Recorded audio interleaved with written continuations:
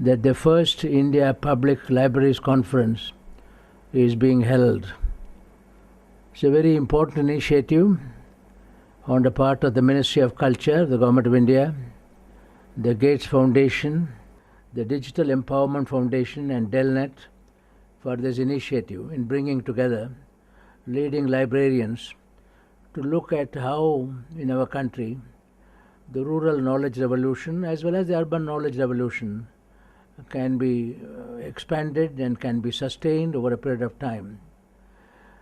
At the M.S. Swaminathan Research Foundation, we have over 20 years of experience in spreading knowledge and information in rural India. Started it with a dialogue in 1992, which led to the concept of information villages. Later, we changed the name from Information Village to Knowledge Center because information is passive, knowledge is interactive, knowledge is value addition to information.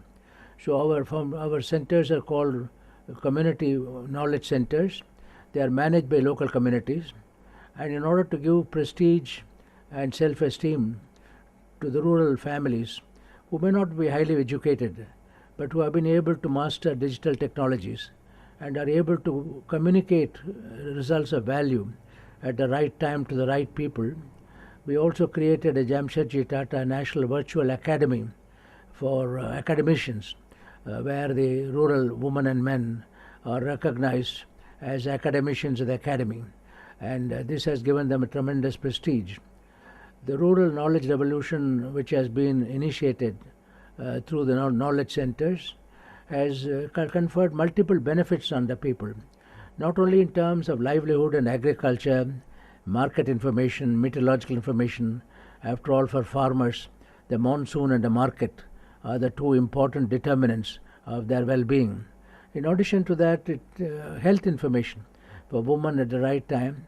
We can have distance education, getting knowledge, getting the best expertise of doctors, have a link, have a collegium, a consortium of doctors in different universities, medical universities, and then ask them to give advice to the farmers, farm women and rural men, and also the urban poor.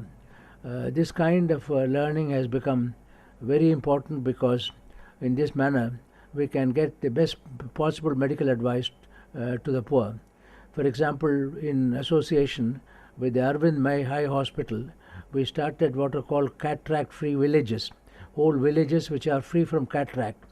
The knowledge center spreads information what is cataract, identify whether you have cataract, then go to the hospital, and the hospital people are kind enough to give either free or very low cost help in terms of surgery, very up-to-date methods of surgery, very clean and hygienic. Therefore, whether it is in the terms of human health or in terms of human livelihoods, market prices, market-driven enterprises, or in terms of food security and agriculture security, or now in achieving the zero hunger challenge of the United Nations, in other words, where there is no hunger at all, which is called the zero hunger challenge. In all these matters, it is these kinds of knowledge centers supported by modern digital technology are playing a very important part. And I'm sure the libraries conference, because library is the center of knowledge. In fact, it has been said a good library is itself a university in terms of providing knowledge to the students and scholars. The librarians conference should be able to provide us with guidelines on how to increase the reach of these knowledge centers, how to improve their effectiveness, and how to take the right message to the right people at the right time in the right language. It's also very important that the language used is something which people understand. This is where the community managed centers, we have all the three forms of knowledge centers in our country. One is commercial knowledge centers where you pay. The other is cooperative centers like run by Seva in Ahmedabad, and the community knowledge centers spearheaded by M.S. Swaminathan Research Foundation. We find of all these, the community knowledge centers have the greatest impact, the greatest sustainability, because owned and managed by local people. And above all, what our former President Abdul Kalam said, these centers, these academicians, they all represent rural knowledge revolution.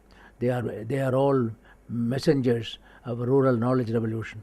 Knowledge is ultimately, today, knowledge is the pathway to overcome many of our problems.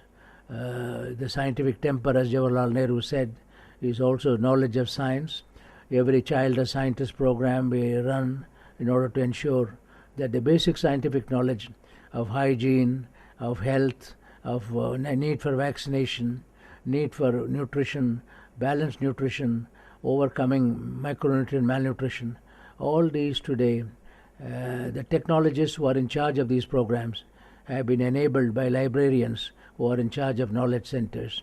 And the librarians who come from rural areas, rural women and men, and both great knowledge institutions, great like S.R. Ranganathan's pioneering work in the Delhi University.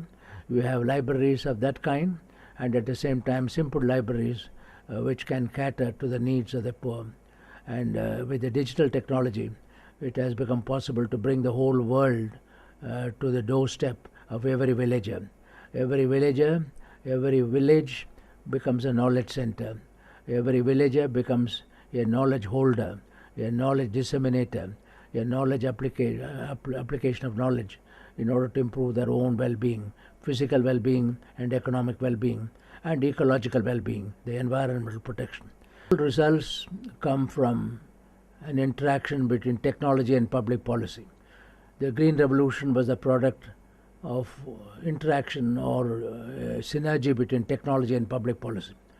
Today, in modern information communication technology, in the library technology, we have the technology all right, but we need a public policy which can help the technology to reach the unreached. It has to reach the poor. It has to be location specific. It cannot be one rigid package. It has to be tailored to the needs of the people. The cultural aspects, the tribal families will require some information which others may not want. So there is a location specificity in terms of knowledge transmission. So the knowledge revolution which we have requires technological support on the one hand, which fortunately we are having in India. The other side is the public policy support. And I hope this unique conference being held for the first time, will help us, both state governments and central governments, to introduce the right public policies where technology can strike roots and bear fruit. I once again congratulate Dr. Shadrach and his colleagues for starting this program, and I wish the Congress great success, and I'm sure it will be an important milestone in the transformation of India into a knowledge society.